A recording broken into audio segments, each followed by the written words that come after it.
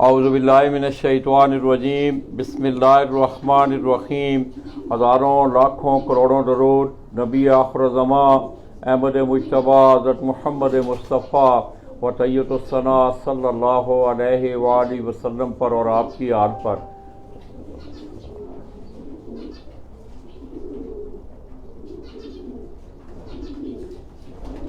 मैं अपने तमाम देखने वाले, चाहने वाले और बिलखुसूस पाकिस्तान से रेसिंग पिजन से जितने भी दोस्त अहबाब मुंसलिक हैं और बैरून ममालिक जितने भी शौकीन हमारे पाकिस्तानी भाई जो कि इस शौक़ से वाबस्ता हैं, उनकी खिदमत में सरज़मीन कोयटा से सलाम पेश करता हूँ।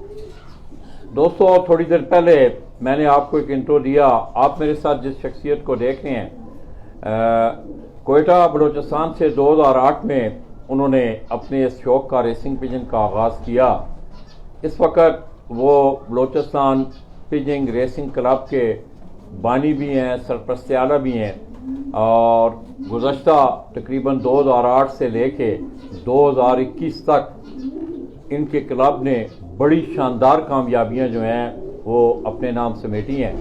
बल्कि थोड़ी देर पहले नीचे जिस वक्त मैं सैयद अहमद वली साहब इनका मैं इंटरव्यू कर रहा था, तो एक बड़ी एक अजीब, एक हैरत वाली ये बात मिली कि ये देखें, आपका ये फ़न है, बाकी खेल क्रिकेट, हॉकी, फुटबॉल, उसमें आप कोई कंटिन्यूस रह सकते हैं, मगर ये एक ऐसा फ़न है कि इसमें अपनी एबिलिटी को कंटिन्यू रखना जो है बड़ा मुश्किल होता है। लोग करते भी हैं, मगर बलूचिस्तान पिजिंग रेसिंग क्लब ने इन 2008 से लेके 2021 तक इस वक्त तक वो अनबीटेबल रहे हैं। तो दोस्तों, बैसियत बानी इस क्लब के, वो अपने शौक़ की भी आबियारी साथ साथ कर रहे हैं। और सबसे बड़ी बात यह है कि 2008 से लेके 2021 तक कोयटा से 7 मरतबा कंसेक्टिव चैम्पियन रहने वाली शख्सियत सैयद अहमद वली साहब, मैं उनके साथ मौजूद हूँ। माशाल्लाह आज उन्होंने हमारी बड़ी रहनुमाई की और कोयटा से हमें एक बहुत बड़ी आगाही मिली कि रेसिंग पिजन का शौक़ किस तरह होता है, किस तरह कोयटा में आया, किस तरह इसको आगे लेके जाने की कोशिशें की जा रही हैं। तो आइए दोस्तों, क्यों कि ये आप देख रहे हैं कि जैसा कि सैयद अहमद वली भाई ने आपको बताया, ये कबूतर Denmark, Belgium, Germany, UK, Switzerland, Holland, वहाँ से ये कबूतर आ रहे हैं।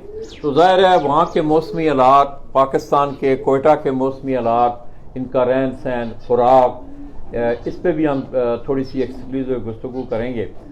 तो आइए दोस्तों, बड़ी हैरानगी हुई इस बात की कि 7 दफ़ा कंसेक्टिव, जिसमें उनकी हैट्रिक भी शामिल है, उन्होंने ये एजाज़ अपने नाम किया। अहमद भाई अस्सलाम वालेकुम। वालेकुम सलाम लाला जी, क्या हाल चाल है? शुक्र है, अल्हम्दुलिल्लाह। माशाल्लाह आपने बड़ी शानदार कामयाबियां अपने नाम समेटी हैं। तो क्या अब समझते हैं आप अहमद भाई, मैंने पहले भी ये बात की कि ज़िंदगी का कोई शोबा या कोई भी कामयाबी है, उसके पीछे कोई अवामल कार फरमा होते हैं, कोई ऐसी चीज़ें होती हैं। बाकी किस्मत का अमल दखल भी इसमें है, नो डाउट, वो हमारा ईमान भी है। आप क्या समझते हैं कि आपकी इन कामयाबियों के पीछे कौन से वो राज हैं, कौन सी वो गुत्थियाँ हैं कि माशाल्लाह आप दिन ब दिन जो है अपने शौक़ में तरक्की करते जा रहे हैं? इसमें कमिटमेंट सबसे पहली चीज़ है, जो आपकी कमिटमेंट चाहिए। जो भी फील्ड हो, आप कमिटमेंट के साथ उसमें काम करें तो यकीनन जो है उसमें कामयाबियाँ मिलती हैं। मेरी खुशकिस्मती ये रही है कि शुरू से मुझे बर्ड्स एक तो अच्छे मिले, दूसरी ये कि मुझे जो एक एज हासिल था वो ये था कि मैं साइंटिफिकली चीज़ों को स्टडी करके, इनकी फीडिंग को स्टडी करके और इनके ट्रेनिंग को, इनके मेटाबॉलिज्म को और वेदर को, ये सारी चीज़ें स्टडी करके उसके बाद अपने बर्ड्स पे वो चीज़ें कोशिश करता था अप्लाई करूं और कोशिश करता था कि उनसे बेस्ट परफॉर्मेंस ले सकूं।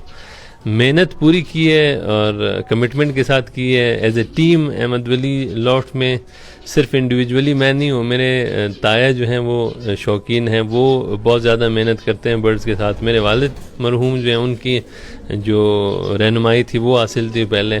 तो इस एक कम्बिनेशन जब सारी चीज़ों का इकट्ठा होकर जब एक साथ होता था तो हम मेहनत करके जब देते थे टॉसेस वगैरह ट्रेनिंग, और रिजल्ट्स में फिर आखिर में हम रिलैक्स बैठे होते थे, हम एज ए स्पोर्ट्स इसको एंजॉय करते, लेकिन अल्लाह का बड़ा करम है, अल्लाह ने हमें नवाजा है, हमें बहुत सारी प्राइजेस मिली, जो जितनी मेहनत हमने की है तो अल्लाह ने उसका जो है वो फल हमें दिया। तो क्या आबिद भाई, ये खुराक के हवाले से जो आम खुराक है, खुराक का लफ्ज़ वैसे तो हम पंजाब में इस्तेमाल करते हैं कि दौरान उड़ान कबूतरों को जो खुराक मतलब बादाम वाली खुराक दी जाती है, इनका जो आम खाना पीना है क्या बाहर से कोई डिफरेंट करता है सिलसिला, या आप वही जिस तरह वो लोग करते हैं आप भी उसी तरह करते हैं? नहीं, मैंने उनके जो बाहर वालों के जो फीडिंग सिस्टम है, फीडिंग के तरीक़ाकार है, मिक्सेस हैं, उनको स्टडी किया है। इनके मेटाबॉलिज्म, जैसे मैंने आपको कहा कि स्टडी किया है कि रेसिंग के दौरान इनको कौन सी खुराक ज़्यादा चाहिए होती है, आया वो फैट्स की ज़रूरत ज़्यादा होती है, आया कार्बोहाइड्रेट्स की ज़रूरत ज़्यादा होती है, फैट्स कितने होने चाहिए जिस्म में, वेट कितनी होनी चाहिए, उसके बाद जो है प्रोटीन का लेवल क्या होना चाहिए, प्रोटीन अगर ज़्यादा हो तो क्या नुकसान होता है, अगर कम हो तो क्या नुकसान होता है। ये सारी चीज़ें स्टडी करके फिर और अपने माहौल को देखते हुए मैंने एक मिक्सेस बनाए हैं अपने रेसिंग के हवाले से। मुख्तलिफ ग्रेन्स यहाँ पे जो अवेलेबल हैं हमारे बलूचिस्तान में, तो उन्हीं को देखते हुए मुख्तलिफ मिक्सेस बनाए इसी चीज़ को मद्देनज़र रखते हुए, और वही मैं अपने बर्ड्स को फीड करता हूँ और उसी से मेरे रिजल्ट्स भी बहुत अच्छे हैं माशाल्लाह। हमें ऐसी खुराक चाहिए होती है जिसमें उसमें एनर्जी भी हो और वो थके भी ना, बर्ड एक्स्ट्रा वेट भी कैरी करना ना पड़े और रिज़ल्ट भी बेहतरीन हो। तो वो कम्बिनेशन ये तजर्बे के साथ पहले साल, दूसरे साल, तीसरे साल अभी हम इस नतीजे पर पहुँचे कि मखसूस ब्रीडिंग मिक्स है, ब्रीडिंग मिक्स अलग है, रेसिंग मिक्स अलग है, मोल्टिंग मिक्स अलग है, जो हम यहाँ पे ख़ुद बनाते हैं और वही देते हैं, उससे बेहतरीन रिजल्ट आते हैं माशाल्लाह। मतलब खुराक का जो ब्रीडिंग का है वो इलादा उनका सिलसिला है, और जो प्रवास करने वाले रेसर जो है जी उनका इलादा है, उनका अलग है। ब्रीडिंग में सबसे ज़्यादा जो ज़रूरत होती है उनको प्रोटीन की ज़रूरत होती है, और प्रोटीन हाई डाइट हम देते हैं और उसके साथ फैट्स होते हैं ज़्यादा। लेकिन आप जब रेसर्स को देखते हैं, रेस खेलने वाले उड़ने वाले बर्ड्स हैं, उनको हम प्रोटीन एक कम लेवल में देते हैं, ज़्यादा नहीं देते हैं, 14% से ज़्यादा नहीं होता मिक्स में, और कार्बोहाइड्रेट्स पे ज़्यादा फोकस, कार्बोहाइड्रेट्स ज़्यादा करते हैं, इंक्रीज़ करते हैं। फैट्स भी साथ में होते हैं क्योंकि यहाँ पे मौसम ठंडा है, तो जिस्म में थोड़े से फैट्स भी होने चाहिए कि वो गर्मी वो दे सकें उसको। तो अलग अलग मिक्सेस बनाते हैं हम इसके लिए, जो है रेसिंग के लिए और ब्रीडिंग के लिए। इनका ये रोज़ाना आप बनाते हैं मिक्स करके जिस तरह आपने, तो ये क्वेटा से अवेलेबल है सारी चीज़ें जो इसमें इसके जो कंटेंट हैं वो सारे दाने के मिल जाते हैं आपको? जो चीज़ें क्वेटा में अवेलेबल हैं उन्हीं चीज़ों से हमने परसेंटेजेस वगैरह बना के वो दाना मिक्स बनाया है अपने लिए। हमारे क्वेटा में जो सीड्स मिलते हैं, पंजाब से बहुत सारे सीड्स यहाँ पे आते हैं, अवेलेबल हैं। हम यहाँ पे जो रेसिंग मिक्स बनाते हैं वो कम से कम 15 से 20 किस्म का उसमें ग्रेन है, 15 से 20 किस्म की चीज़ें उसमें मिक्स होती हैं। उसकी वैरायटी इस वजह से देते हैं, अगर आप एक छोटी सी मिसाल दूँ, मैं 3 किस्म के ग्रेन्स उठा लूँ, मकई हो गया, जवार है और बाजरा है, ये तीनों चीज़ें भी आप मिक्स कर लें तो फैट्स हैं, प्रोटीन्स हैं और कार्बोहाइड्रेट्स हैं, वो रेशो भी मैं एक उसी परसेंटेज में लेकर आ सकता हूँ। लेकिन वैरायटी हमें इसलिए रखनी पड़ती है कि क्योंकि मिनरल्स एक ग्रेन में ज़्यादा होते हैं, दूसरे में कम होते हैं। तो जब वैरायटी ज़्यादा हो जाती है, 15 से 20 किस्म के ग्रेन्स होते हैं, तो उसमें मिनरल डेफिशिएंसी का होना बहुत कम हो जाता है पिजन्स में। हर किस्म के मिनरल्स उनको मिलते हैं और परसेंटेज कार्बोहाइड्रेट्स और फैट्स के हम एक मखसूस रखते हैं, लेकिन वैरायटी से मुख्तलिफ मिनरल्स, मुख्तलिफ चीज़ें उनको मिल जाती हैं बर्ड्स को, तो इस वजह से वैरायटी ज़्यादा रखते हैं और सारी चीज़ें अवेलेबल हैं यहाँ पे। इसके साथ साथ मैं देख रहा हूँ कि एक लफ्ज़ मैं ना नुस्खे का इस्तेमाल करूँगा कि पंजाब में आप देखते हैं, शायद आपके नॉलेज में भी हो, कि हाई फ्लाइंग पिजन या लो फ्लाइंग पिजन की जिस दिन कंपटीशन होते हैं, एक तो उनकी खुराक उन्हीं दिनों में पर पटाई के बाद जिस वक्त कबूतर उड़ने के काबिल होते हैं तो बादाम की खुराक शुरू हो जाती है, उनके साथ घी के बोरे शुरू हो जाते हैं। फिर जब जिस दिन कबूतरों ने उड़ना होता है उस रात में भी वो कोई नुस्खाजात जो हैं, ये आजी जमाल नासर को पता होगा कि रात को भी कोई नुस्खा कबूतरों को देते हैं, फिर सुबह उड़ने से पहले भी देते हैं। क्या आपके भी इस शोबा में, रेसिंग पिजन के शोबा में ऐसे मामलात हैं?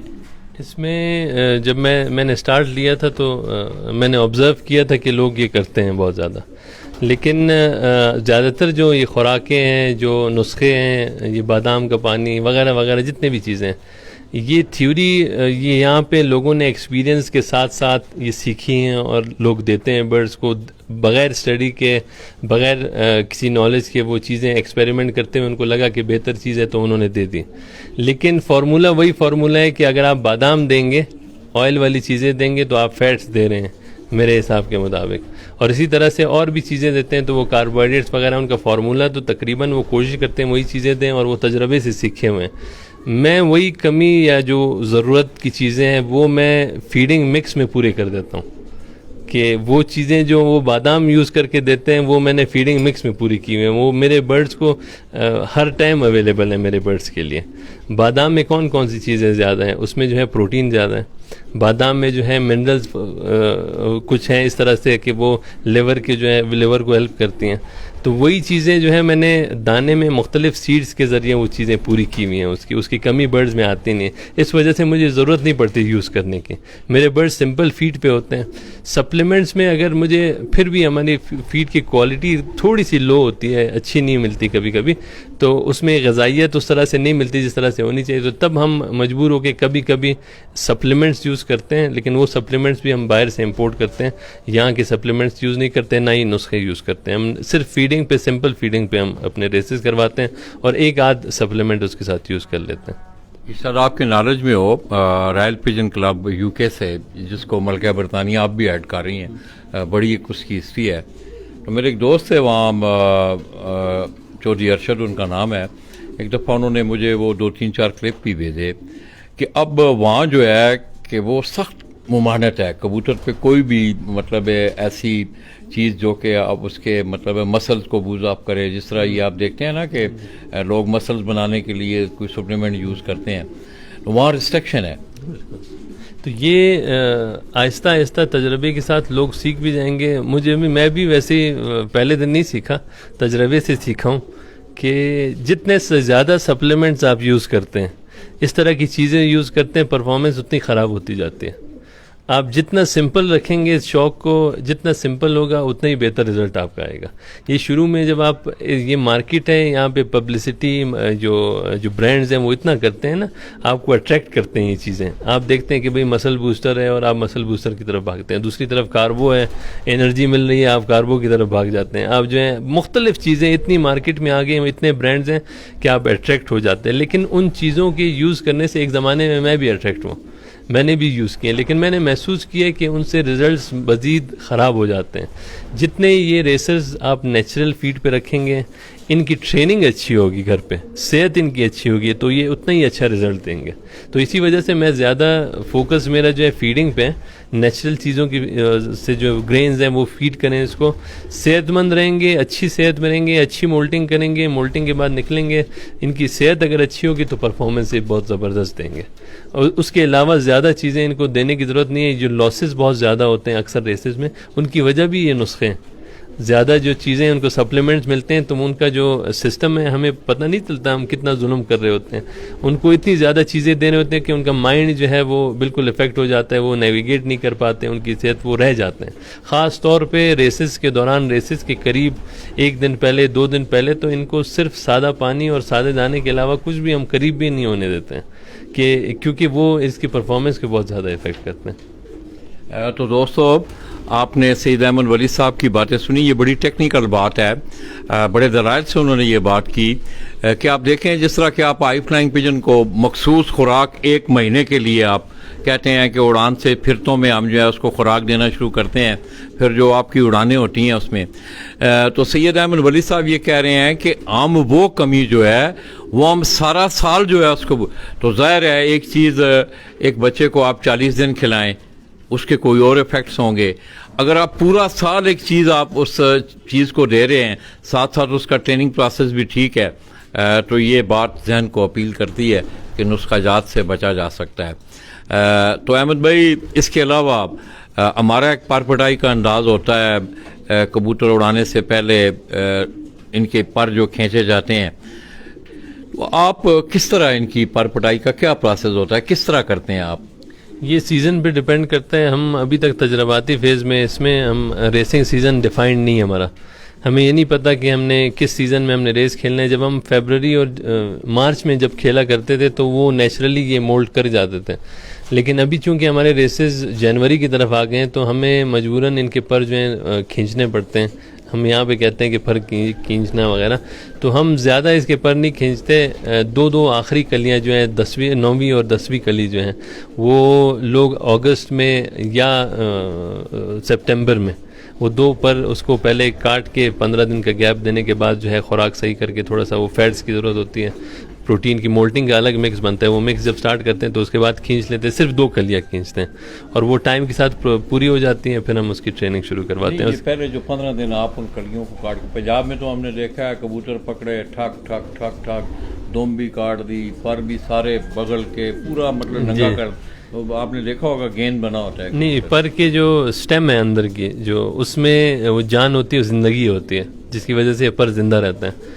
अगर वो उसका कनेक्शन जो है अंदर मसल्स के साथ भी कनेक्ट होते हैं वो पर, अगर वो आप डायरेक्ट खींचते हैं तो यंग बर्ड्स, चूँकि हमारे बर्ड्स अक्सर यंग होते हैं, यंग बर्ड्स के आप अगर पर डायरेक्ट खींच ले तो उसमें चांसेस ये होते हैं कि वो पर ख़राब हो जाते हैं फिर जो निकलने वाले हैं। तो उसको जब आप काट देते हैं, ये थ्योरी साइंटिफिक ये बात है, यूरोप में और ये करते हैं, जब आप पर उसको काट देते हैं तो वो कनेक्शन जो अंदर की वायर है या जिस तरह से कनेक्ट है वो कट जाती है, 15 दिन में उसकी लाइफ ख़त्म हो जाती है, फीड लेना बंद लेना बंद कर देता है और वो अंदर के मसल्स के साथ वो मसल्स उसको लूज कर देते हैं, छोड़ देते हैं, फ्री कर देते हैं, छोड़ देते हैं। तो वो आप खींचे तो उसमें मसल्स उसके साथ डैमेज नहीं होते उसके, तो पर उसके बिल्कुल सही आते हैं। तो ये जिधर भी आप जाएं यूरोप में, दुबई और मिडल ईस्ट के एरिया जितने, कुवैत वगैरह, वहाँ पे सीज़न दिसंबर में होता है तो वो उनको भी मजबूरन ये पर खींचने पड़ते हैं। तो ये वहाँ के उस्तादों से, वहाँ के फेंसियर से ये सीखा है कि ये 15 दिन पहले, कम से कम 15 दिन ये पर खींचना काटना जो है वो बहुत ज़रूरी होता है, उससे पर बहुत बच जाते हैं, ख़राब नहीं होते। तो क्या आप ये हाई फ्लायर को भी ये सजेशन देंगे?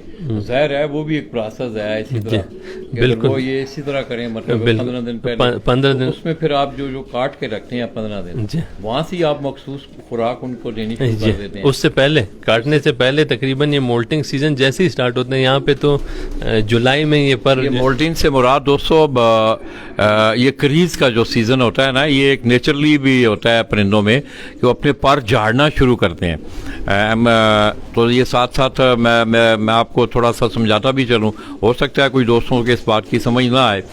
तो मोल्टिंग मीन के क्रीज का जो सीज़न होता है उस वक़्त से पहले कबूतरों के पर जो हैं, और मज़े की बात ये है, ये भी आज मुझे पहली दफ़ा मेरे नॉलेज में ये बात आई कि कबूतर के सारे पर नहीं खींचे जाते, आखिरी जो 2 पर हैं उन्हें 15 दिन पहले दरमियान से कैंची से काट दिया जाता है ताकि वो मुर्दा हो जाएं, उनको खुराक मिलनी बंद हो जाए।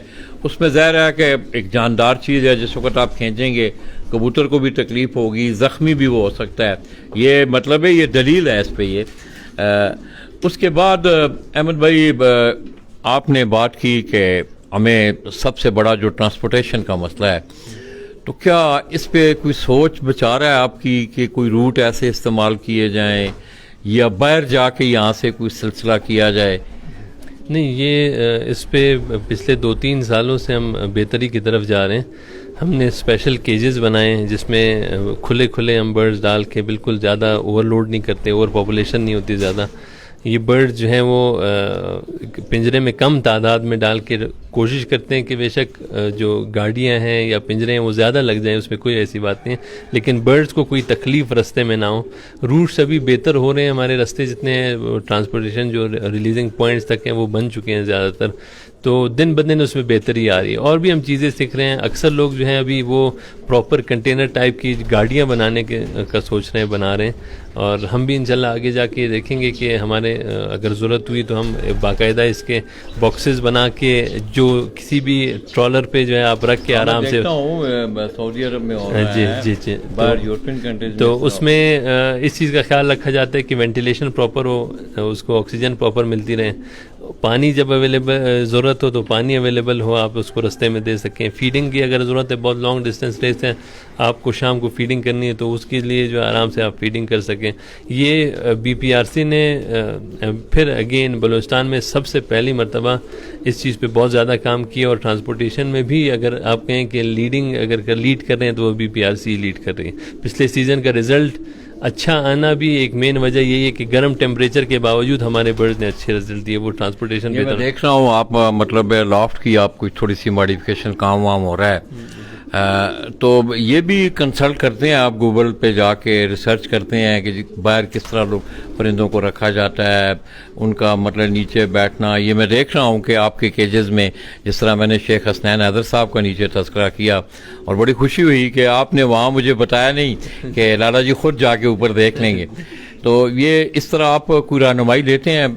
जी बिल्कुल, ये रोल मॉडल्स होते हैं, यकीनन हमारे भी रोल मॉडल्स हैं। यूरोप में हम वीडियोस देखते हैं, उनको लॉफ्ट्स देखते हैं। यहाँ पे जो चीज़ें हमने स्टडी की हैं, जैसे कि हमारे कोयटा में साउथ ओपनिंग की तरफ और साउथ की तरफ लॉफ्ट की ओपनिंग होनी चाहिए, ताकि सर्दियों में जो है धूप अंदर की तरफ जा सके और गर्मियों में धूप ना जा सके। तो ये कम लगे। जिस डायरेक्शन में लॉफ्ट आपको नज़र आ रहा है बना हुआ है, इसके अंदर जो है इस सीज़न में धूप नहीं जाती ज़्यादा, क्योंकि डायरेक्शन उसके चेंज है। तो ये सारी चीज़ें फिर लॉफ्ट में नीचे सिस्टम इस तरह से बनाना कि ड्रॉपिंग नीचे जा सकें, बर्ड जो है कुछ पिक ना कर सकें, और वेंटिलेशन का प्रॉपर सिस्टम आपको नज़र आएगा कि अंदर से हवा के लिए प्रॉपर सिस्टम बना हुआ है।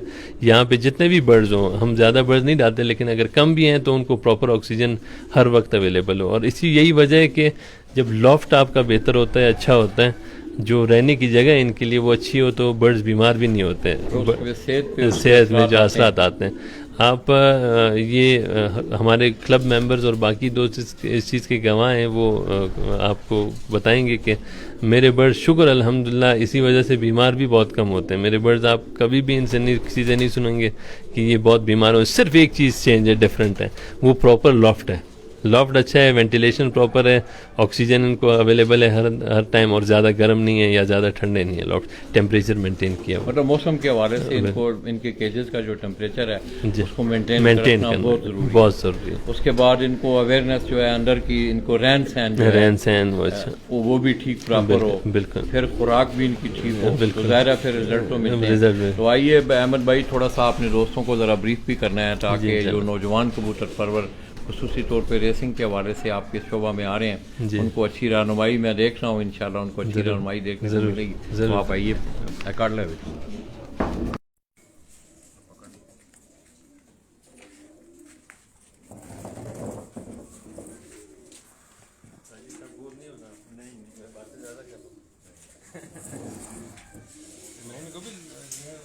ये दोस्तों, ये अगर आप देखें, हम केज में दाखिल हो रहे हैं। मैंने नीचे शेख हसनैन हैदर आपको पढ़ा, उनकी बात की। अब इतना खर्चा करने का एक मकसद है, उसका मकसद सैयद अहमद वली भाई, मैं उनसे ये गुजारिश करूँगा कि ये क्यों इतना आपने ये खर्चा किया है, क्या वजह है, क्या आपने महसूस किया इनके ऊपर? ये जब इसको पालना ही है, शौक़ है हमारा, और ये हमारे लिए इतना करते हैं, रेसेस खेलते हैं, हमें इतना नाम इन्होंने दिया, तो इनको रहने के लिए भी अच्छी जगह होनी चाहिए, इनका सेहत का ख्याल रखना चाहिए। ये आप देख रहे हैं, ये सिर्फ इसका मकसद यही है कि ये सेहतमंद रहें। ये डिसकनेक्टेड है फ्लोर से, इनकी ड्रॉपिंग्स भी नीचे जाती हैं, इनके जो बचा हुआ दाना है वो भी नीचे गिर जाता है, वो पिक नहीं कर सकते हैं। अगर कोई बर्ड बीमार भी हो जाता है, इनमें वॉमिट करता है, तो वो बाकी बर्ड जो हैं वो ग्रेन पिक नहीं कर सकते हैं। अक्सर दाना जो है ना वो उसको करते हैं, निकालते हैं, हजम नहीं होता। तो वो अगर फ्लोर पे है तो वो बाकी बर्ड जो सेहतमंद है वो आगे खा जाते हैं, जो बीमारी फैलने का खतरा होता है। तो इन सारी चीज़ों से ये चीज़ बचाती है, और ये 3 महीने 4 महीने में जो है हम वो कर लेते हैं इसको। इसके साथ साथ मैं देख रहा हूँ कि मैं नीचे भी एक बात कर रहा था, मेरी भी अक्सर परिंदों की टांगों पे उनकी मैं नज़र देख रहा हूँ। माशाल्लाह ये चीज़ें जो हैं इनकी सफाई में भी मतलब ये मावन साबित होती हैं बहुत ज़्यादा। ये दोस्तों, अगर मैं थोड़ा सा आपको कुछ चंद ये बर्ड्स जो नीचे बैठे हुए हैं, इंशाल्लाह हम आपको कबूतरों का भी शौक करें। आप इनके पंजों को देखें, खुसूसी तौर पे अगर शेख हसनैन हैदर साहब, किट्टू बाट या कोई भी लो फ्लाइंग पिजन से तलक रखने वाले दोस्त मुझे देख रहे हैं, तो आप इन कबूतरों के पंजों को देखें, बिल्कुल आपको साफ मिलेंगे। तो सैयद अहमद वली भाई ने जिस तरह आप दाना गुलशना, हम पंजाबी में लफ्ज़ इस्तेमाल करते हैं, ये आप देखें कि उनकी बीठें जो हैं ये इस पिंजरे से नीचे जाती हैं। कबूतर नेचुरली ज़ाहिर ये परिंदा है, इसकी आदत है, ये मुंह मारता है, मगर इनको वो पुरवैयन ही नहीं है कि ये नीचे से वो दाना उठा के खा सकें। इसी तरह अहमद भाई आप अंदर आए ना, ये पकड़ना जरा चाहूँगा। अहमद भाई थोड़ा सा मुझे याद है,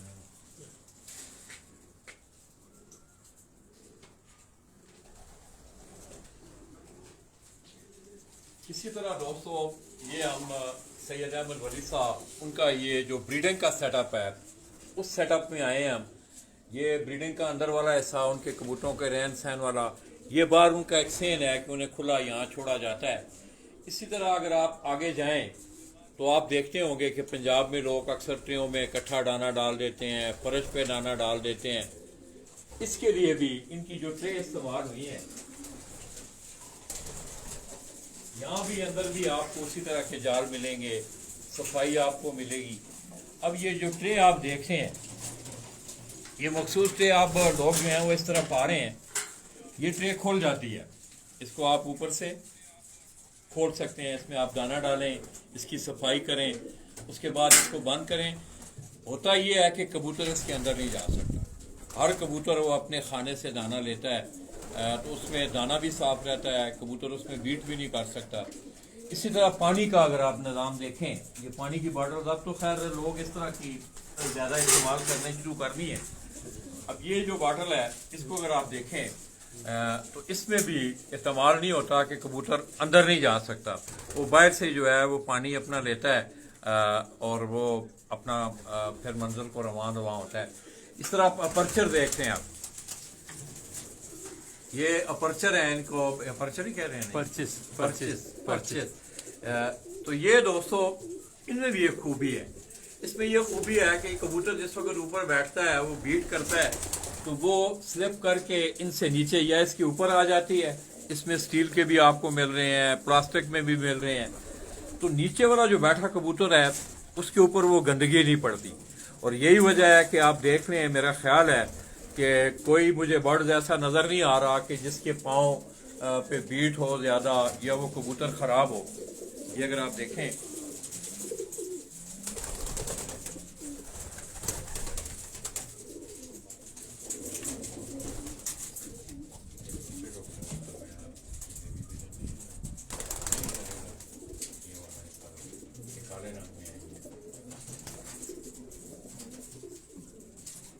आप इनके पाँव पे गौर करें, साफ सुथरे आपको ये नजर आएंगे।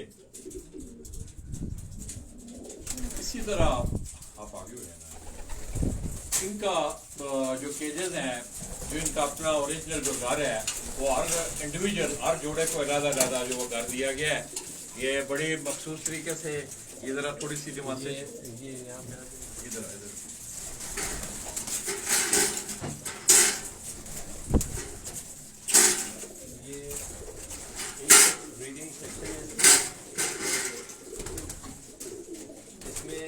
यहाँ पे एक बाउल रखा जाता है और एक पैर यहाँ पे बिल्कुल बंद कर दिया जाता है इसको, और इसको इसी पैर को यहीं पे फीड किया जाता है और यहीं पे पानी मिलता है जब तक वो एग ले नहीं करते।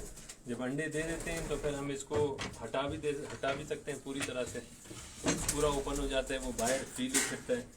और अगर हमें ज़रूरत होती है, हमें समझते ज़रूरत पे जाती है कि हम इसको सेमी क्लोज और सेमी ओपन रखें, तो हम इसको दरमियान में रख के और इसको इस तरह से ओपन भी कर सकते हैं और बर्ड आता जाता है। जब यहाँ पे लेइंग हो जाती है, बर्ड बड़ा हो जाता है, बच्चे थोड़े बड़े हो जाते हैं, तो हम बच्चों को नीचे शिफ्ट कर देते हैं और वापस ये स्पेस जो है इसको फ्रेश करके ये जो है दोबारा एग लेइंग के लिए रेडी हो जाते हैं। दोबारा फिर आराम से यहाँ पे एग लेइंग कर सकते हैं।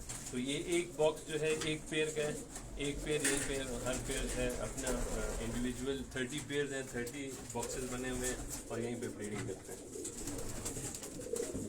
तो ये खोलने के लिए अहमद भाई ये खुद अंदर चले जाते हैं, फिर अब बंद हो जाता है। ये बंद है बिल्कुल नहीं, ये जब बंद रखना होता है मैनुअली हम करते हैं, बंद हो जाता है, और जब खोलना होता है तो हम इसी तरह से खोल के वो आते जाते रहते हैं।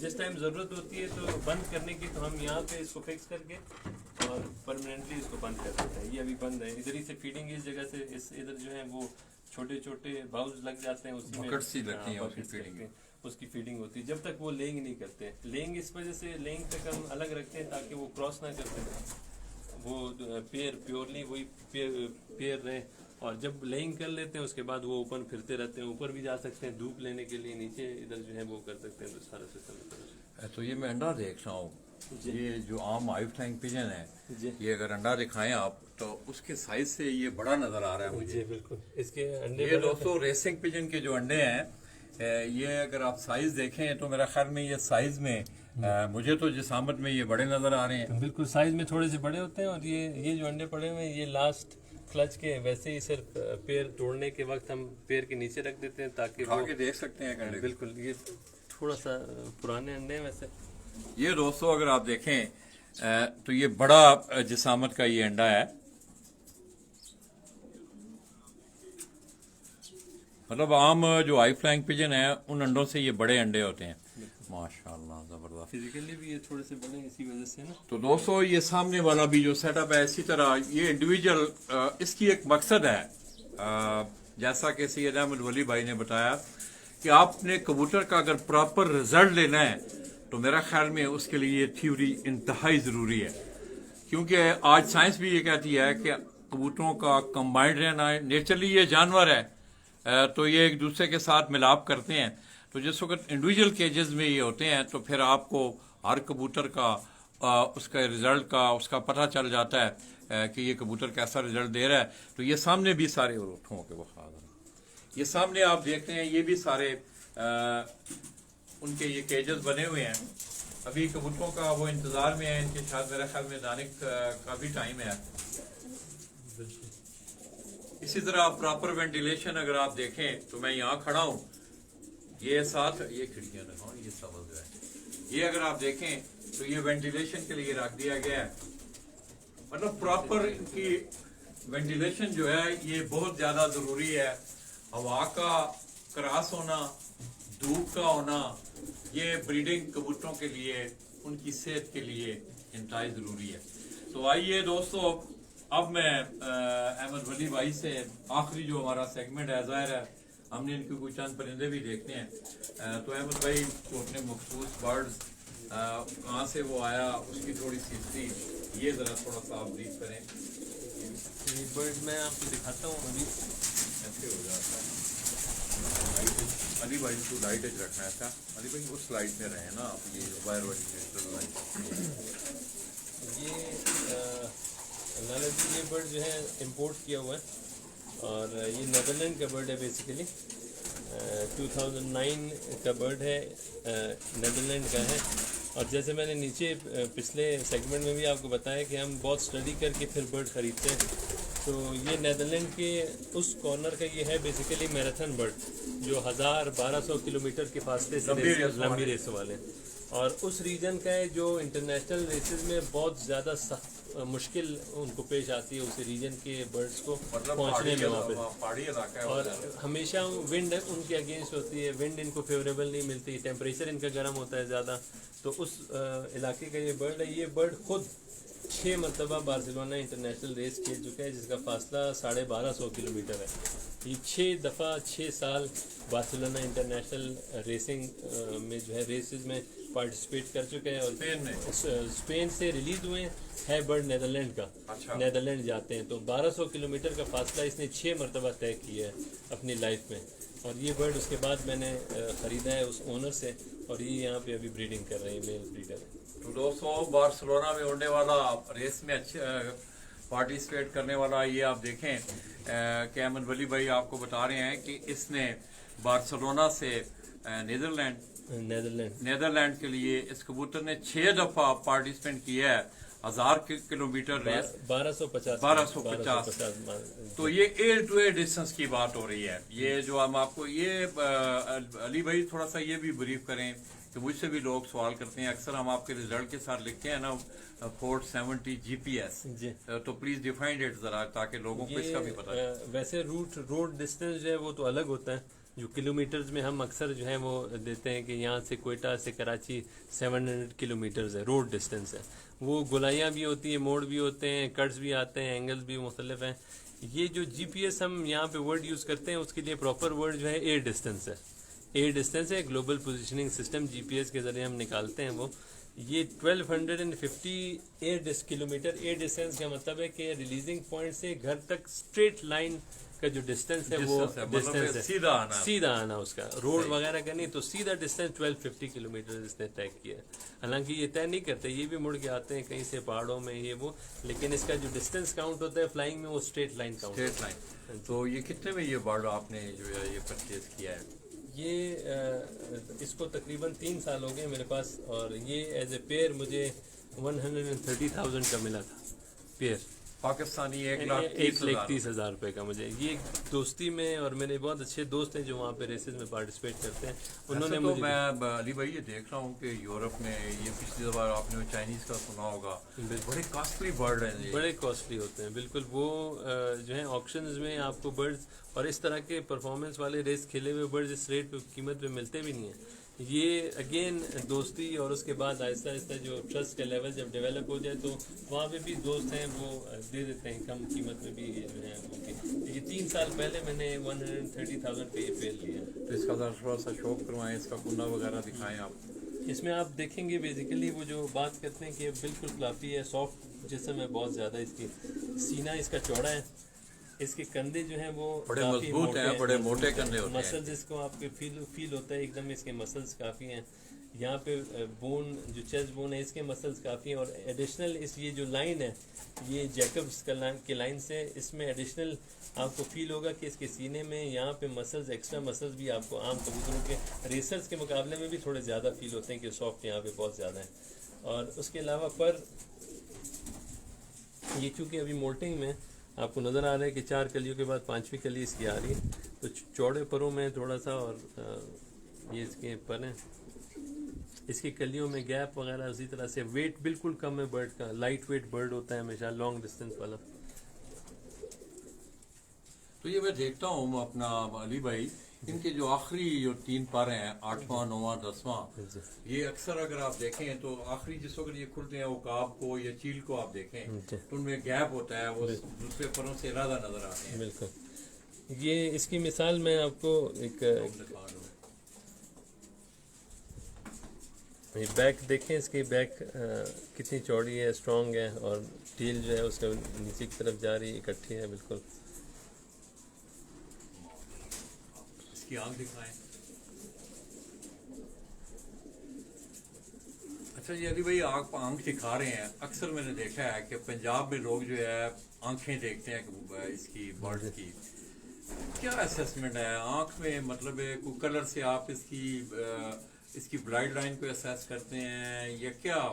वैसे तो मतलब कैमरा है, आंख तो हम तो उसे कैमरे की एक तस्वीर देते हैं। इस पे इस थ्योरी है, ये इस थ्योरी पे बजाते खुद मैं बिलीव नहीं करता, लोग इस पे बिलीव करते हैं। थ्योरी पता पूरी तरह है कि क्या थ्योरी है। इसके जो सर्कल्स को देखा जाता है, इसके जो कलर को देखा जाता है, और मुख्तलिफ सर्कल्स में डिवाइड करके इससे असेस किया जाता है कि बर्ड किस डिस्टेंस का है। मेरा यकीन इससे उस वक्त उठा जब मैंने एक जंगली कबूतर देखा। जंगली कबूतर मेरे लॉफ्ट में आया था, और जंगली कबूतर की आई को मैंने देखा तो वो बेहतरीन रेसर, लॉन्ग डिस्टेंस रेसर की उसकी आंख थी। लेकिन उससे मुझे अंदाज़ा हुआ कि जंगली कबूतर की आंख बेशक लॉन्ग डिस्टेंस रेसर की तरह है, लेकिन वो खुद 5 किलोमीटर से भी वापस घर नहीं जा सकता। तो अगर ये आंखों में कोई सलाहियत होती तो उस बर्ड को भी फिर लॉन्ग डिस्टेंस का बर्ड होना चाहिए था। दिखाएं तो इस वजह से मैं इस थ्योरी के साथ एग्री नहीं करता, और आंख को देखकर फिजिक का पता नहीं चलता कि वो किस तरह से आया भाग सकता है या नहीं भाग सकता। आप यूसेन बोल्ट इंसान की भी मिसाल ले लें, उसकी आंख से कभी भी अंदाज़ा नहीं होगा कि वो कितना तेज़ दौड़ता है। दौड़ सकता है, बिल्कुल सही बात है। तो वो आंख है, उसकी सेहत का पता चल सकता है। तो दोस्तों इन कबूतरों में कल से मैंने जो एक खास, मैं आई कैन कैच, मैं पकड़ सकता हूँ? बिल्कुल पकड़ सकता हूँ। ये दोस्तों आपने कल एक बात देखी होगी, माशाल्लाह ये बहुत खूबसूरत बर्ड है, अल्लाह की बनाई हुई चीज़ है। तो ये अगर आप देखें जिस तरह के अहमद भाई ने आपको बताया, आप इसके ये जो मसल्स हैं, इनके जो कंधा जिसको आप पंजाबी में हम कहते हैं, माशाल्लाह बड़े टफ कंधे हैं। वैसे भी बॉडी वाइज ये कबूतर जो है बड़े टफ एंड रफ। और मज़े की बात यह है कि इनका जो पिछला हिस्सा है ये कल से आप देख रहे हैं कि यहाँ तक ये स्लिम है पीछे से, बस इससे आगे इनका जिसामत जो है ये 2 हाथों में पकड़े कबूतर तो तब जाके ये हाथ में आ रहा है। तो इसके अलावा कोई कबूतर और दिखाएं?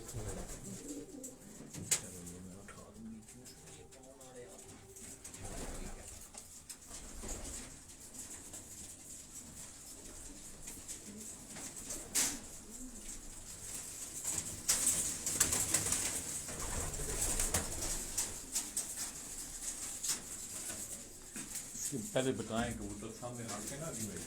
पहले सामने दिखाइएगा अहमद भाई, ऐसे।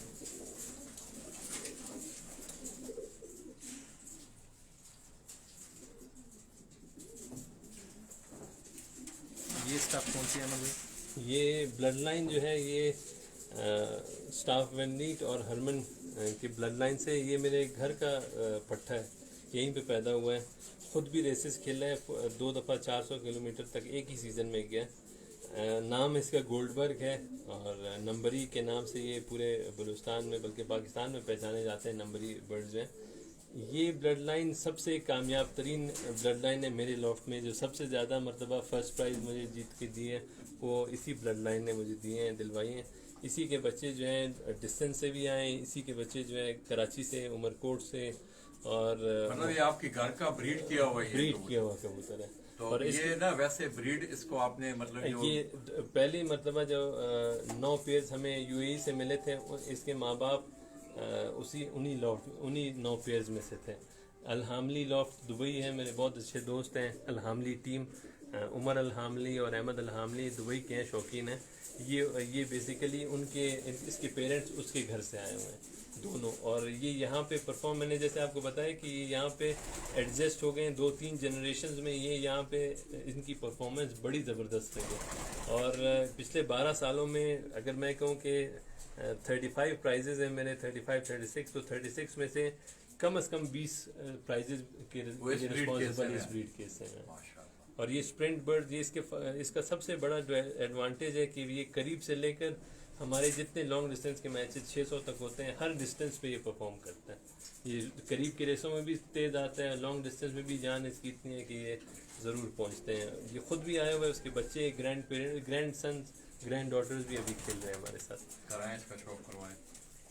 ये इसका कुंडा देखें दोस्तों, इस कबूतर का कलर आपको मुख्तलिफ नजर आएगा। ये भी उसी तरह मोटे और बड़े साइलेंट कंधे जो हैं इन कबूतरों के।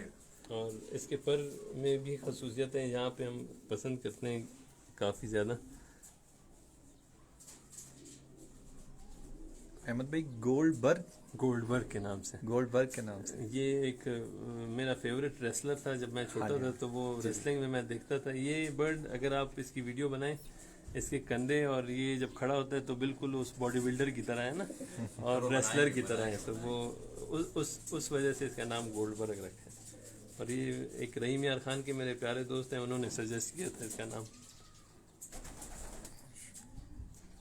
इसके पर है, और अगेन इनकी दुम आप देखें, कमर देखें, तो इस टाइम मोल्टिंग कर रहे हैं, नए पर आ रहे हैं उनके।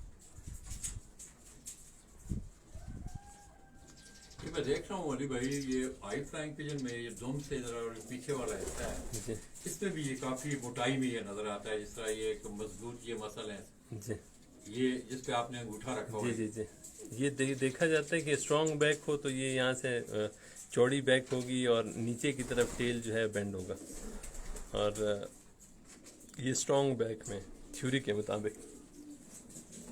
आँख दिखाएं इसकी।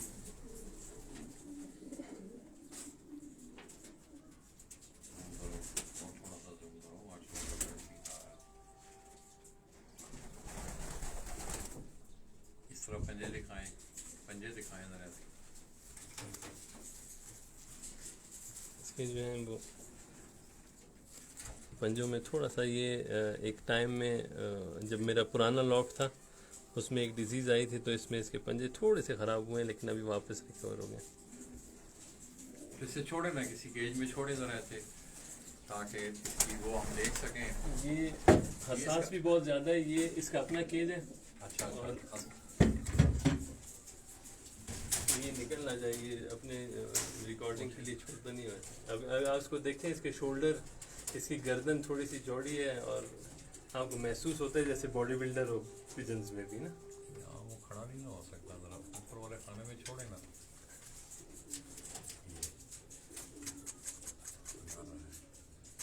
ये बहुत अच्छा है। याद जरा खड़ा।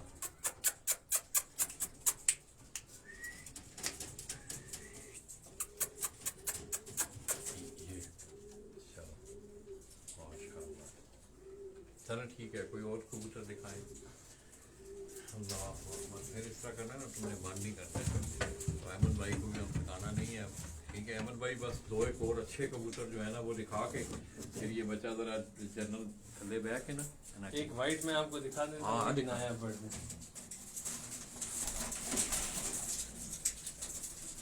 ये वाइट रेसिंग पिजन है। ये दोस्तों आप बिल्कुल वाइट कलर में, इसमें आप वाइट कलर इसका देख रहे हैं। इसको वैसे इंग्लिश में क्या है इनका नाम? वाइट होमर्स, वाइट रेसिंग पिजन है। ये भी इम्पोर्टेड है। ये भी इम्पोर्टेड है। इसके जो पेरेंट्स थे वो इम्पोर्ट हुए थे। बेसिकली इंग्लैंड की ब्लड लाइन है ये, और पूरे पाकिस्तान में वाहिद वाइट की ब्लड लाइन है जो 400 किलोमीटर तक टेस्टेड है। ये यहाँ पे कोयटा में 400 किलोमीटर तक ये रेस खेले हुए हैं, और एक दफ़ा नहीं खेले, हर साल इसके बर्ड जो हैं पोजीशन में भी आए हैं और रेस खेलते हैं। माशाल्लाह बड़ा ज़बरदस्त इनका रिजल्ट है। इनमें कलर यही निकलता है, कलर कोई वाइट ऐसा- है, थोड़ा सा कभी कभी जो है सैडल टाइप के बैक पे इनके कलर आ जाता है, रेड होता है, कभी ब्लू होता है, लेकिन ज़्यादातर वाइट बर्ड्स आते हैं। वाइट आ- और बिल्कुल ये इसको इनको ख़तरात भी बहुत ज़्यादा होते हैं रास्ते में। ये आम कबूतरों के मुकाबले में वाइट को ज़्यादा टारगेट करता है हॉक, ये नजर आता है दूर से। तो उसके बावजूद ये जो है यहाँ कोयटा में हमारे सख्त कंडीशंस में इस ब्रीड ने जो है परफॉर्म किया और रिजल्ट्स दिए।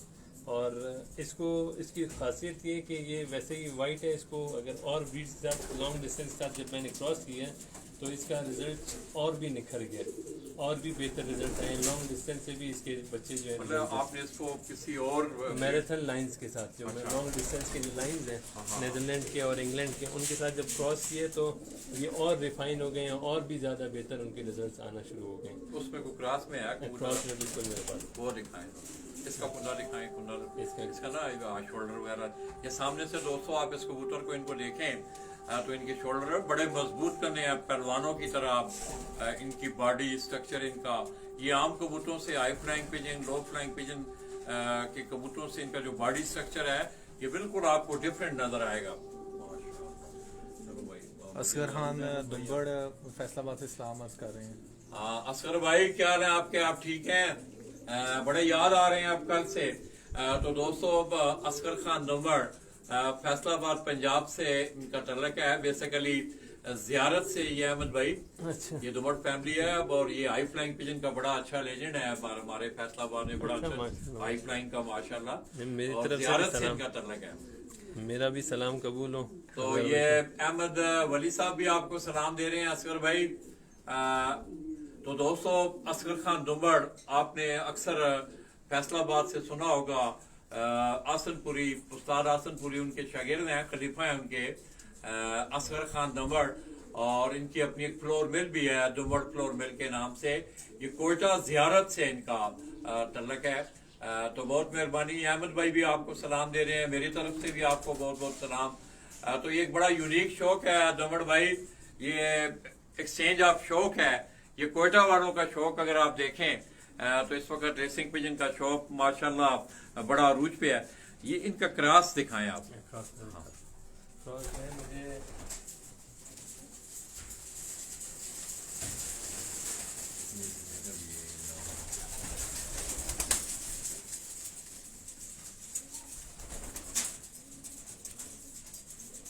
ये वाइट रेसिंग पिजन और नेदरलैंड के जो लॉन्ग डिस्टेंस मैराथन बर्ड्स हैं उसका क्रॉस है।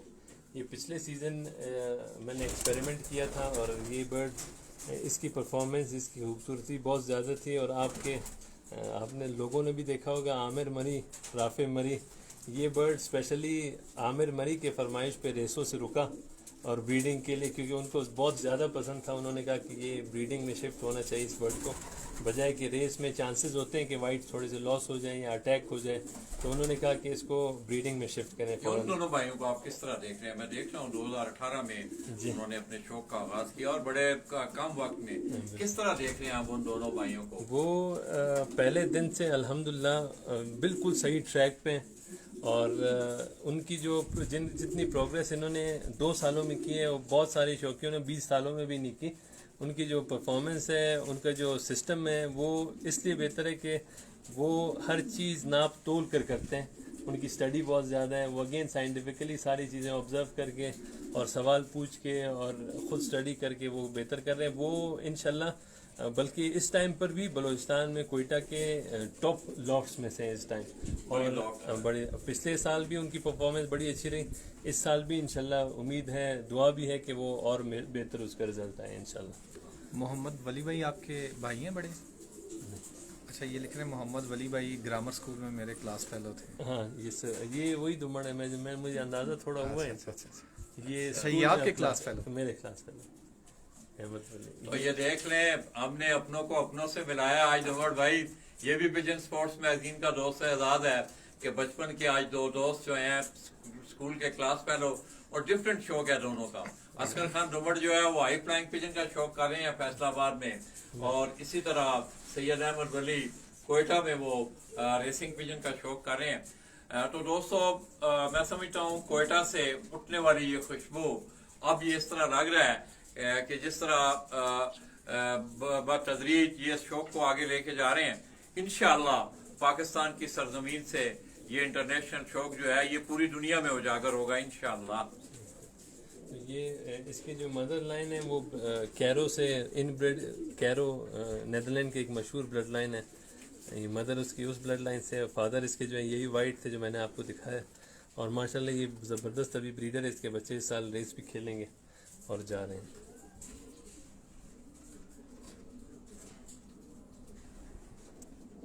चलें जी, बात ठीक है अमन भाई, आप भी थके, थोड़ा सा फोटो इस तरह करो ना, एक चैंपियन सिर्फ दिखा दें। हाँ दिखाएं। तो आप अब सैयद अहमद वली लॉफ्ट का एक चैंपियन कबूतर जो है वो आपको दिखाने जा रहे हैं। फीमेल सेक्शन से मैं उठा के, ठीक है, आप ये जरा दिखाओ, इनको मैं अंदर भेजूं, इनको मैं अंदर भेजूं।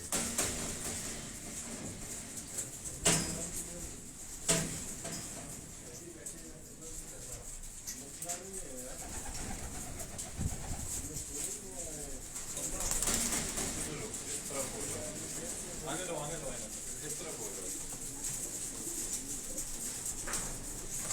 आप जरा बैठ के दिखाना, खाना पानी पीता है आप चलें,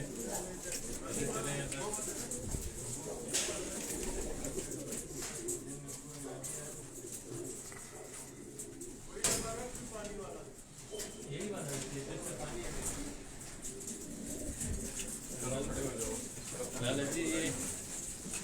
ये अमन भाई आपका इस बर्ड ने परफॉर्म किया है बकायदा। ये लास्ट सीजन का चैंपियन है ये बर्ड। इसको पहले ऐसे सीधा दिखाएं, ऐसे। ये लास्ट सीजन का चैंपियन है। और ये बर्ड मेरे एक बहुत प्यारे दोस्त है डेनमार्क के, उसने छोटा पट्ठा रेस के लिए मुझे भिजवाया था यहाँ पे, और यहीं पे मैंने गर्दान किए इसको, और फिर ये रेसेस खेला है। और पिछले साल ये फाइनल मैच जो 615 से था उसमें फर्स्ट पोजीशन इस बर्ड ने हासिल की। 615 जीपीएस, 617 जीपीएस, 617 जीपीएस से। और ये पहला बर्ड था कोयटा में एंटर हुआ है, और इस डिस्टेंस से कोयटा में वनडे में कभी भी इससे पहले बर्ड नहीं पहुंचा था। ये पहला बर्ड था जिसने रिकॉर्ड टाइम किया, और इस डिस्टेंस से फर्स्ट डे में अराइव हुआ। मतलब पहले जिस दिन उसने उड़ान भरी है जी, उसी दिन ये पहुंचा। कितने बजे बैठा था? ये सुबह 7:20 पे रिलीज हुए थे, 7:30, 7:30 बजे, और 5:27 पे ये यहाँ पे पहुंच गया था। पूरे 9 घंटे 57 मिनट इसने लिए 617 किलोमीटर से इसने। और ये पहाड़ों में रेगिस्तान और पहाड़ मैदान इनसे गुजरते बहुत सारी बड़ी मुश्किलात हैं। और ये अचीवमेंट इसकी। ये डेनमार्क का बर्ड है, और डेनमार्क के मेरे बहुत प्यारे दोस्त हैं, उन्होंने ये मुझे यंग बर्ड भेजा था कि यहाँ पे रेस खिलवाएं इसको। डेन 232, ये क्लब का नंबर है 232, और 2018 का बर्ड है ये, और इसका 0324 इसका नंबर है। क्लाउस जेंसन उसका नाम है, क्लाउस जेंसन ने मुझे ये बर्ड भेजा था।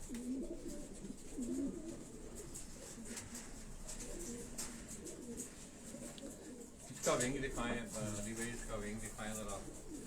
ये दोस्तों आप लोगों की रहनुमाई के लिए ये चीजें होती हैं। अब देखें, इस परिंदे ने बाकायदा परफॉर्म किया हुआ है, ये रिजल्टेड परिंदा है, ये आपको जो दिखाया जा रहा है। आपकी रहनुमाई के लिए खुसूसन जो रेसिंग पिजन से शौक रखने वाले आजाद हैं, आप इनके परों की बनावट को देखें। आखिरी जो इनके जो पर होते हैं, 8वीं 9वीं 10वीं कड़ी जिसे हम कहते हैं, उन पे आप गौर करें। इनके कंधों पे, इनके जिस्म पे, ये एक बड़ी रहनुमाई होती है। खुसूसी तौर पे अक्सर आपने देखा होगा कि मैं हाई फ्लाइंग पिजन के हवाले से जब भी मैं जहाँ जाता हूँ तो मेरी कोशिश ये होती है कि जिन परिंदों ने परफॉर्म किया होता है वो आपको दिखाएं। तो ये सैयद अहमद वली लाफ का उनकी छत पे ये परफॉर्म किया हुआ जो परिंदा है 617 GPS की रेस इसने रिकॉर्ड कायम किया है बलोचिस्तान में कि पहले दिन ही इसे जब 7:20 पे उड़ाया गया और ये पिछले टाइम असर के बाद जो है ये अपने घर अपनी डेस्टिनेशन पे आया।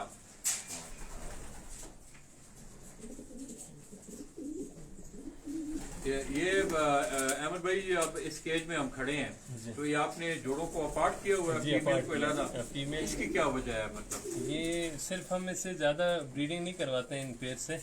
हम साल में 3 क्लासेज मतलब 3 दफ़ा अंडे एक पेयर से लेते हैं और वो भी सर्दियों की सीज़न में। मोल्टिंग के बाद अक्टूबर 15 को ये पेयर होंगे और 3 क्लासेस लेने के बाद मार्च में ये वापस सेपरेट हो जाते हैं। फिर इनको हम दोबारा ब्रीडिंग नहीं करवाते इस सीज़न में। इस सीज़न में ये ब्रेक होता है, ये मोल्टिंग करते हैं, क्रीज जिसे बोलते हैं, ये क्रीज करेंगे और रिलैक्स रहेंगे, अलग रहेंगे। अक्टूबर में जैसे ही क्रीज ख़त्म करने के बाद इसमें एक नई जान आ जाती है तो उस टाइम हम इनको पेयर करते हैं, दोबारा ब्रीडिंग करवाते हैं। और उस टाइम के बच्चे जो हैं वो काफ़ी स्ट्रॉन्ग भी होते हैं।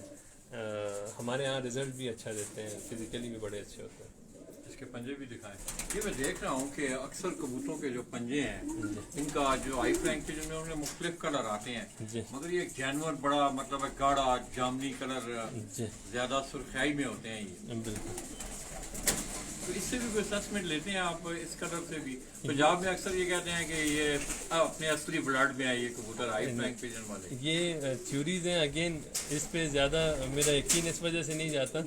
अगर एक एग्जांपल मैं इस बर्ड की भी दे दूं आपको, थ्योरी के मुताबिक इसमें जो इसकी जो साख जिस तरह से बर्ड है, इसमें थ्योरी के मुताबिक वो चीज़ें मौजूद शायद ना हो जो हम यहाँ पे एक्सपेक्ट करते हैं, पसंद करते हैं या लोग कहते हैं कि होनी चाहिए। आंखों की थ्योरी इस पे फेल है कि ये आंखों के हिसाब से ये अच्छा रेसर नहीं है, लॉन्ग डिस्टेंस का रेसर नहीं है। पंजों के हिसाब से ये नस्ल जो है इसकी जामनी नहीं है, इतने डार्क नहीं है पंजे, ये प्योर नस्ल में उस हिसाब थ्योरी के मुताबिक नहीं है। लेकिन मेरे लॉफ्ट में फिर भी ये फर्स्ट पोजीशन है, रिकॉर्ड होल्डर बर्ड है। तो इससे साबित ये होता है कि आप अगर ब्लड लाइन इसमें अच्छी है, ब्लड अच्छी है इसकी, और वहाँ पे डेनमार्क में खेले हुए बर्ड्स की ब्लड लाइन मैंने यहाँ पे मंगवाई है, तो उसमें चांसेस होते हैं कि वो बर्ड मतलब यहाँ पे परफॉर्म करें। इस वजह से आप जो इम्पोर्ट करते हैं कबूतर, मैं ये समझा हूँ कि आपके रिजल्ट की वजह भी ये है कि आप जो कबूतर इंपोर्ट करते हैं वो वहाँ रिजल्टेड होते हैं बिल्कुल, उड़े हुए होते हैं, रिजल्ट बेस्ड जो बर्ड्स हैं वो। कभी उन लोगों ने कमी पेशी नहीं की, कभी आपको बताई ब्लड लाइन और कभी ऐसा अच्छा भी हुआ है? इंसान जहाँ पे भी रहता है ना उसमें इस तरह के दोनों तरह के लोग होते हैं। मैंने भी बहुत सारे धोखे खाए हैं, बहुत सारी जगहों पे बर्ड दिखाए एक जाते हैं, भिजवाए एक जाते हैं, लेकिन आहिस्ता आहिस्ता हम सीख गए हैं, लोगों के साथ ताल्लुक थोड़ा सा बना है तो फिर हमें अच्छे बर्ड भी मिले हैं अल्हम्दुलिल्लाह। ये करते हैं ये हर जगह पे, यूरोप वाले भी इसी तरह से हैं, कभी कुछ बता के कुछ भेज देते हैं। अच्छा, वो भी इस तरह करते हैं क्योंकि वो ये इंटरनेशनल मार्केट है ना, मार्केट में अभी एक चाइना का जो कस्टमर है वो पैसे भी ज़्यादा देता है और कोई बातें भी ज़्यादा नहीं करता। मिडिल ईस्ट के लोग हैं वो पैसे बहुत ज़्यादा हैं, वो जाते हैं, वो पैसे फेंक देते हैं, वो बर्ड उठा लेते हैं।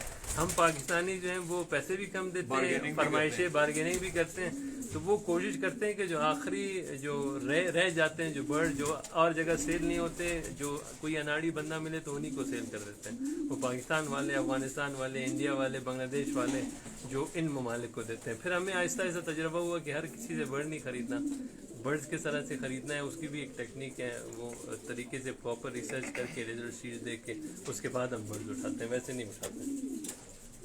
तो वो चांसेस अभी काफ़ी कम हो गए हैं धोखा खाने के। और भी आपका कोई उड़ा हुआ परिंदा जिसने परफॉर्म किया वो केज में मौजूद है? बिल्कुल, बहुत सारे, तकरीबन आपको जितने बर्ड्स हैं वो परफॉर्म किए हुए बर्ड्स हैं।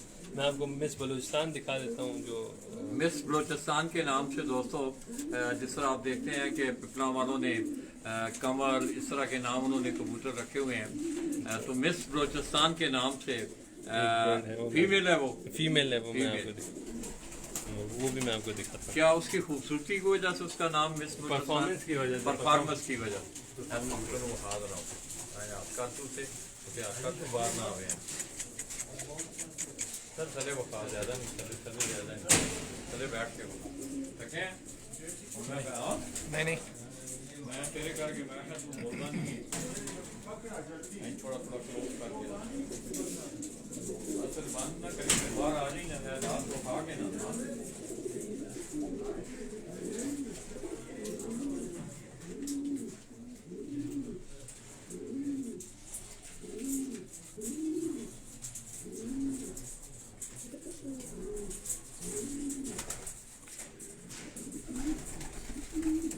आप सब दोस्तों का बहुत बहुत शुक्रिया। इस पेज को ज़्यादा से ज़्यादा लाइक कीजिए, शेयर कीजिए।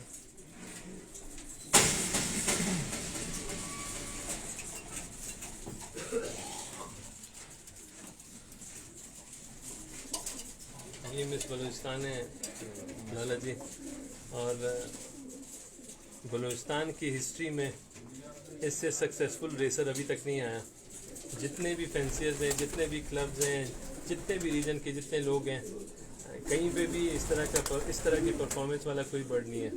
ये 3 साल यहाँ पे मेरे लिए खेला है और 3 सालों में 4 मरतबा इसने फर्स्ट पोजीशन हासिल की है, 1-2 दफ़ा सेकंड पोजीशन पर भी ये आ चुकी है। और इसका जो डिफरेंस है वो बाकी बर्ड से, ये 563 किलोमीटर कराची रूट पे खेल चुकी है, 480 किलोमीटर सांगड़ रूट तक खेली हुई है, और अगेन 470 किलोमीटर लसबेला तक खेली हुई है। तो 3 साल ये मुसलसल खेली है और इस फासले से कोई भी इस तरह बर्ड बलूचिस्तान में मौजूद नहीं है, मेरे अपने लॉट में भी मौजूद नहीं है जो 3 साल खेली हो और इस तरह की परफॉर्मेंसेस इस फासले से इसकी बर्ड ने हासिल की हो। अहमद भाई, ये आपके घर की ब्रीड है? घर की ब्रीड है। ये जो शुरू में मैंने गोल्डबर्ग दिखाया, ये उसी ब्लड लाइन से, और मेरे एक और ब्लड लाइन है सुर गोरशाई, उन दोनों का क्रॉस है और यहीं की ब्रीड है और यहीं पे इसने रेसिंग स्टार्ट की, परफॉर्म की। अभी ये ब्रीडिंग लॉफ्ट में अभी ये ब्रीड कर रही है और इसकी जो है इसका भी मैं शौक करवाऊँ आपको। माशाल्लाह।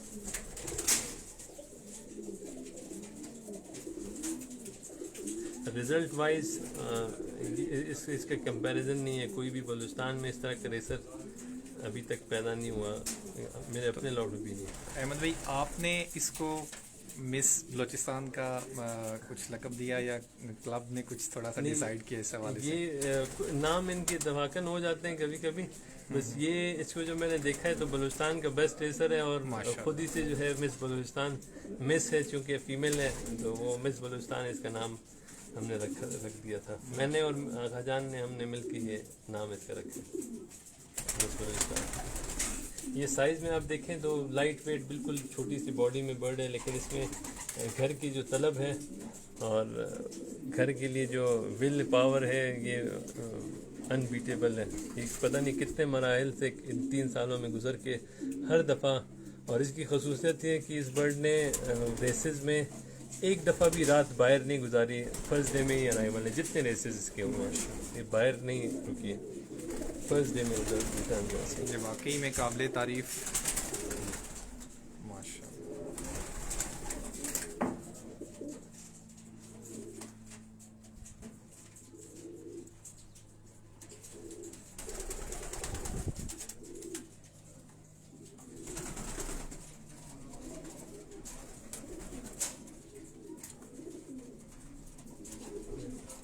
बहुत शुक्रिया।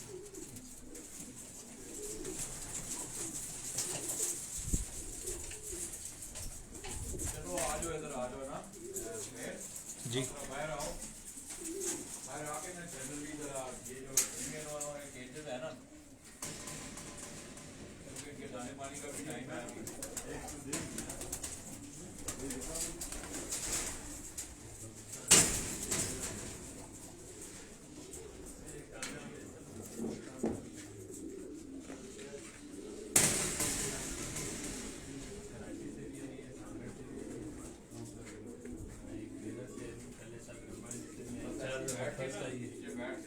जी,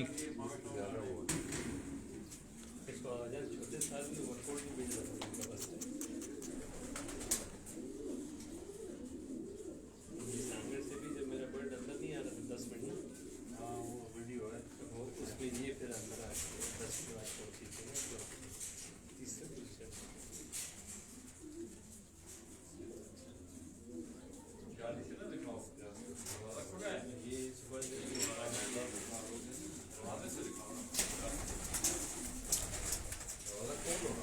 जी ये फीमेल केज है। यंग बर्ड यंग बर्ड में मैं फुल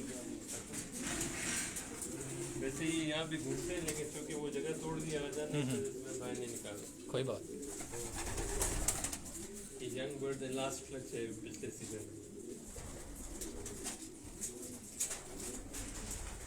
ये सारी अपने घर के ब्रीड के लिए बचे हैं सारे।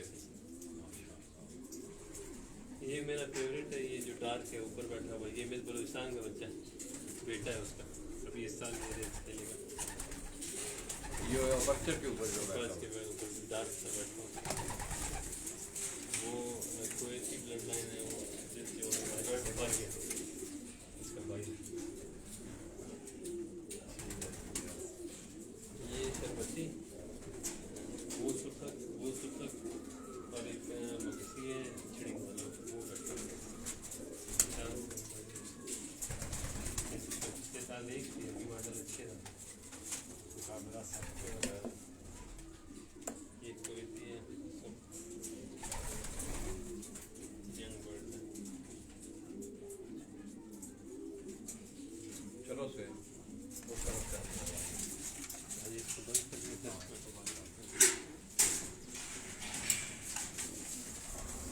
ये ब्रीडिंग हेन्स हैं, इस टाइम पे अलग की हुई हैं ज़्यादातर। अच्छा। तो पेयर मेल वहाँ पे थे, फीमेल यहाँ पे।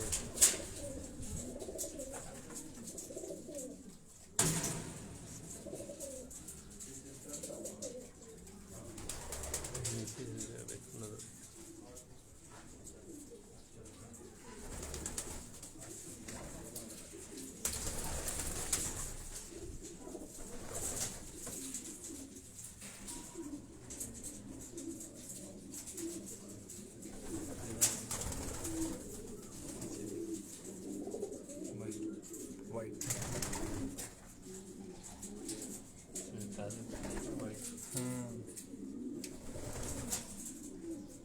ये भी नया बर्ड है। माशाल्लाह।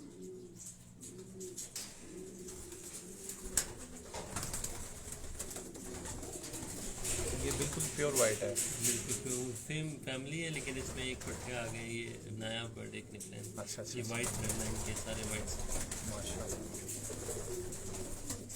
और ये सारे फीमेल सारे टेस्टेड और रिजल्ट्स वाले हैं। अभी बिल्कुल भी इनमें ऐसा बर्ड नहीं है जो टेस्टेड ना हो। तो अहमद भाई वैक्सीन वगैरह के हवाले से भी आप प्रॉपरली इसको वैक्सीनेशन जो है हम ये सीजनल अब नहीं, वैक्सीनेशन जो है इसमें जो मेन बीमारियां हैं उसकी वैक्सीन बाहर से मिल जाते हैं, वो लाइफ टाइम में एक दफ़ा लगती हैं और वही हम मंगा लेते हैं। और पहली दफ़ा आपने क्या करना है कि वो वैक्सीन जैसे ही वो चेवीवैक की, हिपरा की, वो पूरी कॉलोनी में जितने बर्ड्स हैं उनको आप वैक्सीनेट करते हैं और उसके बाद जो है वो पूरी कॉलोनी आपकी वैक्सीनेटेड हो जाती है। 2 किस्म की वैक्सीन है, वो दोनों लगाएं, उसके बाद लाइफ टाइम वैक्सीन की ज़रूरत नहीं पड़ती। जब आप ब्रीडिंग करते हैं, जैसे ये यंग बर्ड्स हैं, इनको मैंने ब्रीडिंग के दौरान पैदा होने के बाद जैसे माँ बाप से अलग किया, तो फर्स्ट 30 डेज़ को कुछ नहीं वैक्सीन नहीं लगाते, 31st डे या 35th डे पे सबको इकट्ठा वैक्सीन उसी टाइम लगा लेते हैं। अगर बाहर से भी कोई बर्ड आता है तो पहले वैक्सीनेशन करके फिर इधर अंदर इसको छोड़ते हैं प्रॉपरली जो है। अभी इन बर्ड्स में से एक भी बर्ड आपको वैक्सीनेटेड के बगैर जो वैक्सीनेटेड ना हो नहीं मिलेगा, विदाउट वैक्सीन के आपको नहीं मिलेगा। तो वो वैक्सीनेशन जो है हम यहाँ पे और भी वैक्सीन यूज़ करते हैं, अक्सर लोगों की प्रैक्टिस है वो सही नहीं होते, वो हर महीने में वो वाइल में जो है खोल के पानी में डालते हैं, वो तरीक़ाकार नहीं। ये इसका प्रॉपर वैक्सीन मिलता है, वो लें, मंगाएं और लगाएं, आप हमेशा महफूज रहेंगे बीमारियों से। बीमारियाँ बिल्कुल नहीं आएंगी माशाल्लाह। ये वो बर्ड्स हैं जो मैंने बताया कि हम सीज़न के लिए रेडी कर रहे हैं इनको। हम पर खींचते हैं तो हम काटते हैं उनके पर। अभी इनमें से बर्ड्स हैं जो हम जिनके पर इस टाइम पे मैंने काटे हुए हैं। ये बर्ड मैं आपको दिखा देता हूँ, ये रेसिंग बर्ड है, ये मोल्टिंग ऑटोमेटिकली इस टाइम पे कर रहे हैं। बंद करें बस ये सारे अभी तक खाने का टाइम हो गया काफ़ी देर से। और ये देखें इसकी मोल्टिंग चल रही है, 1 2 3 4 5 कलियाँ फेंक चुकी हैं, 6ठी कली आ रही है। ये महीने तक ये 7वीं कली भी फेंक देंगे। हम क्या करेंगे कि इसको अभी एक कैंची किए हुए हैं, इसको डेड हो गए कुछ अरसे में हम ये एक या दो पर इसके खींच लेंगे, बाकी पर खुद इसके कंप्लीट हो जाएंगे। ज़्यादा पर हम इसके नहीं खींचेंगे, लेकिन खींचने से पहले इसको कैंची ज़रूर करते हैं 15 दिन पहले, 20 दिन पहले राइट, काटते ज़रूर हैं ताकि वो डेड हो जाए। तकलीफ कम से कम जो है। बिल्कुल। ये इस सीज़न के जो लॉन्ग डिस्टेंस बर्ड है, रेसर है, फीमेल है, ये खेलेगी इस साल इंशाल्लाह।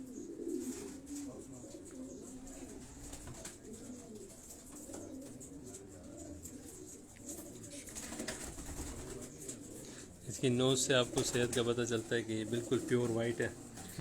तो अगर ये इसमें थोड़ी सी भी बीमारी हो, ये इंडिकेटर है इसमें ये डार्क हो जाता है।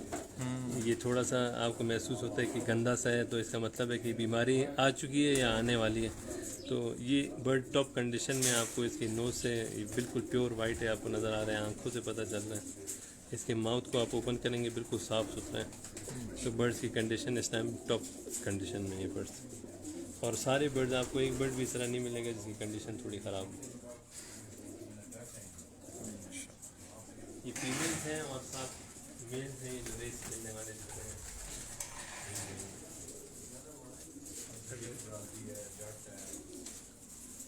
ये सारे मेल्स हैं, यही उड़ने वाले जो जाएंगे। बस इनको वैसे दिखा देंगे, इनके खाने का टाइम है बेचारे। ये भी निकलेंगे तो ठीक।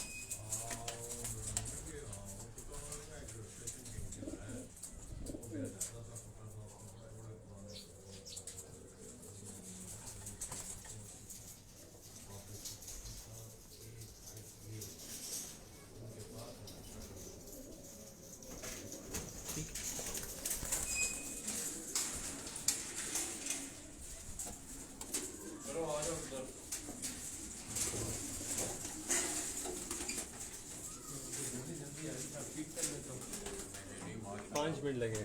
क्या 5 मिनट लगेंगे। क्या करना? हाँ दे कहाँ रहे लगेंगे? तुम ना जरा थोड़ा सा आप ऊपर खड़े हो गए ना, खत्म कर लिया। खत्म करना है।